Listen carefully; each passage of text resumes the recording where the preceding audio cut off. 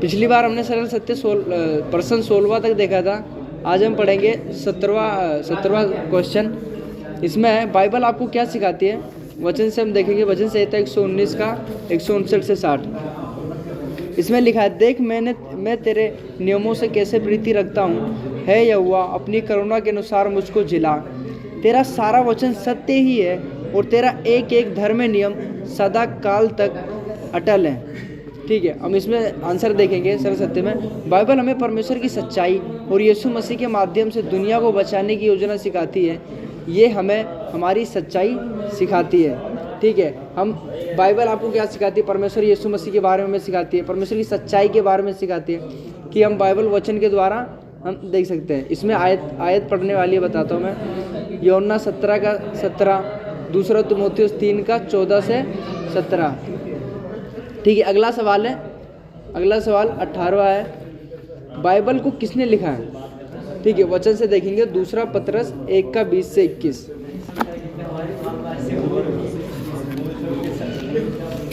दूसरा पतरस 1 का 20 से 21।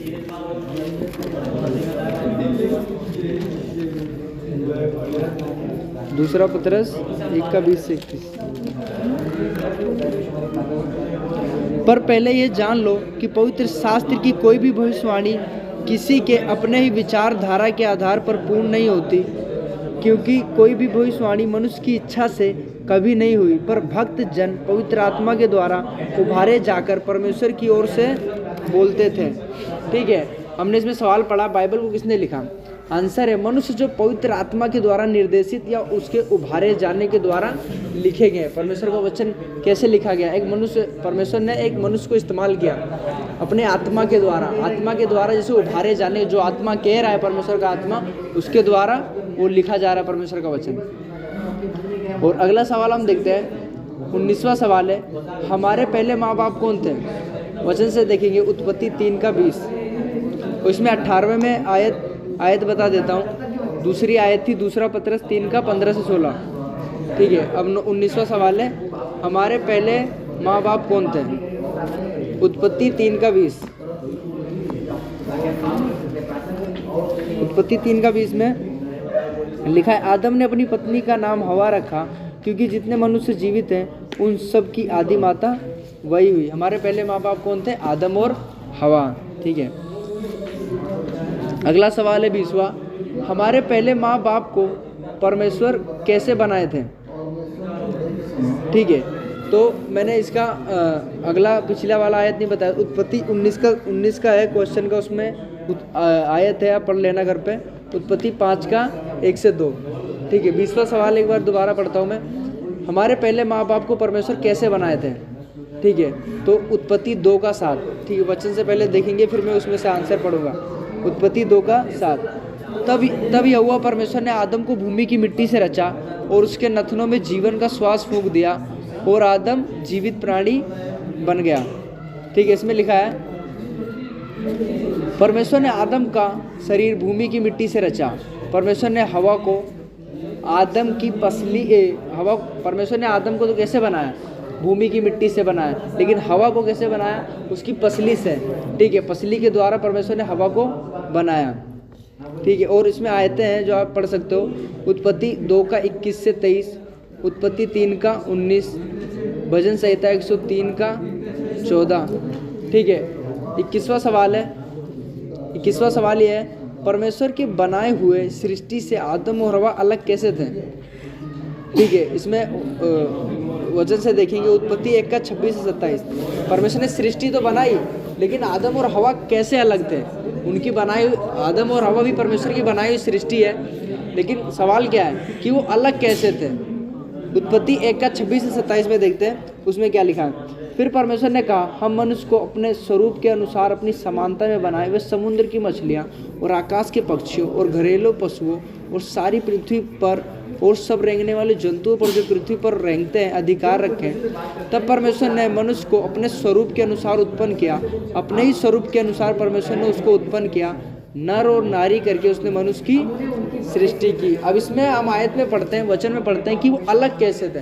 परमेश्वर ने सारी सृष्टि को तो बनाया, अपनी शब्द की सामर्थ्य से बनाया, और लेकिन मनुष्य को कैसे बनाया, अपने अपने स्वरूप और समानता में मनुष्य को बना रहे हैं। तो ये अलग करता है कि मनुष्य को कैसे परमेश्वर बना रहा है।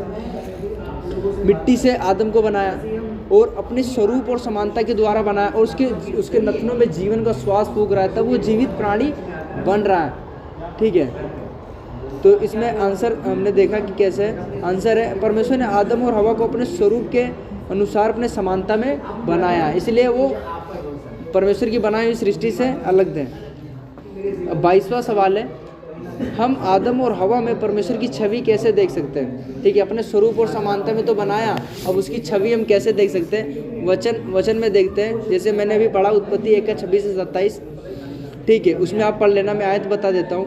और वचन में है उत्पत्ति 2:7 से 9, भजन संहिता 147 का 10 से 11। मैं टाइम बचाने के लिए मैं आयतें बता रहा हूँ ताकि आप घर पे भी पढ़ सकते हो। और फिलिपियो 4:8। ठीक है, अब मैं आंसर पढ़ता हूँ।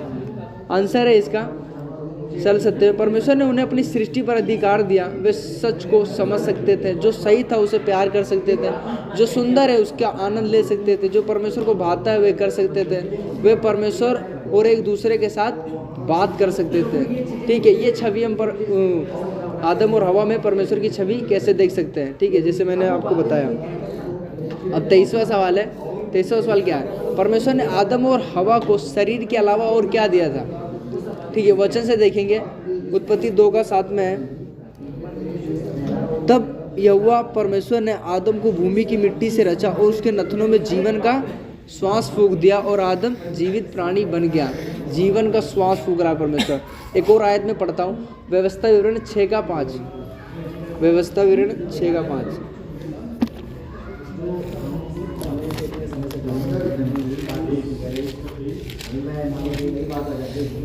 इसमें लिखा, तू अपने परमेश्वर यहोवा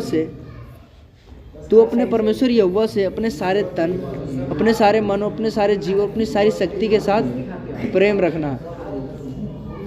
व्यवस्था विवरण 6:5 मैंने पढ़ लिया। और आगे मैं आयत बता देता हूँ, सबोपदेश 12:7, मत्ती 16:26। इसमें आंसर देखते हैं, परमेश्वर ने उन्हें उनके शरीर के अलावा और क्या दिया था। परमेश्वर ने उन्हें कभी न मरने वाली आत्मा दी थी। ठीक है, और 24वां सवाल हम देखते हैं, क्या शरीर के साथ आपके पास आत्मा भी है। वचन से देखेंगे, जकरिया 12:1। जकरिया 12:1।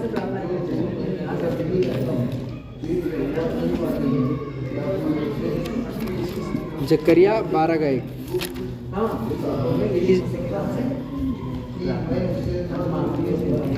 इज़राइल के विषय में यहोवा का कहा हुआ भारी वचन, यहोवा जो आकाश का तानने वाला, पृथ्वी की नींव डालने वाला और मनुष्य की आत्मा का रचने वाला है, उसकी यह वाणी है। किसका रचने वाला है? आत्मा का रचने वाला है। ठीक है, इसमें हाँ सवाल था क्या शरीर के साथ आपके पास आत्मा भी है। हाँ, हमारे पास कभी ना मरने वाली आत्मा भी है। तो इसमें आयत आगे बता देता हूँ, प्रेरितों के काम 7:59 है और दूसरा ग्रंथियों 5:8 है। अगला सवाल हम देखते हैं।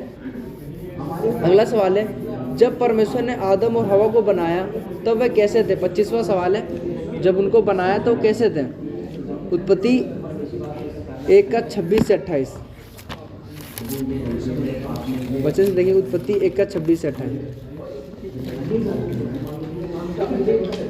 फिर परमेश्वर ने कहा, वही आयत है, हम मनुष्य को अपने स्वरूप के अनुसार अपनी समानता में बनाए और उस समुद्र की मछलियाँ और आकाश के पक्षियों और घरेलू पशुओं और सारी पृथ्वी पर और सब रेंगने वाले जंतुओं पर जो पृथ्वी पर रेंगते हैं अधिकार रखे। तब परमेश्वर ने मनुष्य को अपने स्वरूप के अनुसार उत्पन्न किया, अपने ही स्वरूप के अनुसार परमेश्वर ने उसको उत्पन्न किया, नर और नारी करके मनुष्य की सृष्टि की। 28वां है, और परमेश्वर ने उनको आशीष दी और उनसे कहा, फूलो फलो और पृथ्वी पर भर जाओ और उसको अपने वश में कर लो और समुद्र की मछलियाँ तथा आकाश के पक्षियों और पृथ्वी पर रेंगने वाले सब जंतुओं पर अधिकार रखो। परमेश्वर ने उनको अपने स्वरूप और समानता में तो बनाया, साथ में उनको अधिकार भी दिया कि तुम जाओ और फूलो फलो और पृथ्वी पर भर जाओ और तुम इन सब पर अधिकार रखो।